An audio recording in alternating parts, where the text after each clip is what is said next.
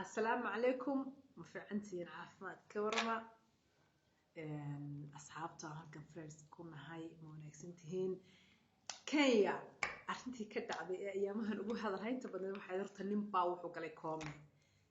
وستح عشر مركو كومي كتير بالقول وركومي محاكو كلي وربصواب بحكاري صوري سمي ninkii wuxuu koome la galay horta waxa heshay gabadh naagaheedii naagkii ilmo oo kale naagaheedii oo naagaba ka tagtay nin madaxa wadankan madax ka ahaan jiray oo laakiin iminka aan shaqeeyo xabaayo shaqadii iminka laga eriyay ayaa naagtiisa markii uu madaxda ahaa ee uu lacagta haystay bay waxay sameyn jirtay lacagta ka qaad waxay ku dhistay bahal guriya oo adduunka arla quusatay oo wada muraayad wada beer yar oo faraawala meel lagu dabaasho adduunyo dhan bay ka dhisatay way iska amsi afka laba leer saaratay بس واحد عاي نينكي باش شغلي لقى عيدي نينكي شغلي مركي لقى عيدي ويا الله حاجة تقنع مركزتي سوق حبيبي استتي كوري جدي بيت على كوري تشبان أو ما دام إن ما ضحتها هاي كوري تشبان أيان إنه هي أنت تقنع العقد تسكبين هاي نكى ينبوي يا حبيبي كوري بدقي طبعا سنة أيون نينكي ناك العقد كوري كقاديسي كوري جدي نكوري حاله نينكا أنت أي فرصة يسوتري رئيس ninkii maandhow buu ogaaday wuxuu ogaaday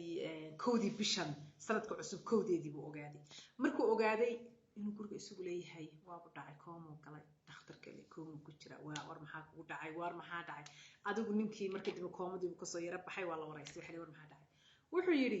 gurigeena waxaan koomo ku galay naagtayda ayaa guriga aniga lacagteeda ka dhisatay 10 sano lacag ka qaadisay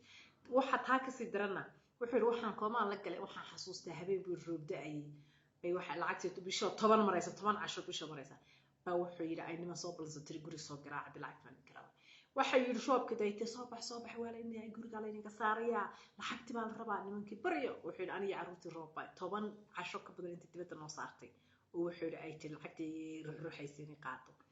adduunyada wuxuu yiri naagtaas waxay nagu samaysay maalin kale wuxuu yiri maxay gurigiiba intay qafil saartay tii guriga la inaga qafishay oo nimankii baa furi qaatay marka waan ka soo sasabayaa in maxay haytooyeen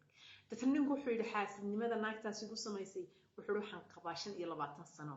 10 sano guriga lacagteeda ay ku dhistay iminkan lacagteeda bay ka qaatay wuxuu yiri koomada waxaan taasoo horta kooma ka galay naagtaas horta maxaa ku qeyd naagtaas horta naagaheeda soo mahay naagtaas naaga xataa naagkii lama oran karo 10 naagood oo la isku daray ayaa horta la oran karaa sheekadaasi website-yaday qabsatay TV-yada localka Kenya laga soo daayay naagtii ninkii xoolihiisii intay ka qaaday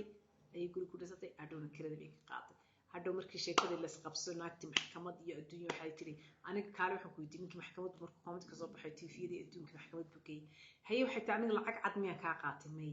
aniga lacag cad oo guri igu dhismiyaa tirmay aniga biirka aad siinta tan gurigan ka urursaday inkan lacagtii kirada ka qaatay maxaan dhigo sameeyay waa raas kaga tagun baa la yiri marka sheekadaas Kenya ugu cusub ragiisaas in loo galo mooyaane waxa laga baxayaa ma jirto Kenya waxaan ku arintaas qabsatay oo haysatay baan ku oo record jibisay oo ar laba qusatay oo bariyahan u dhan haysatay inta kale dawladda soo noqon doonaa bye bye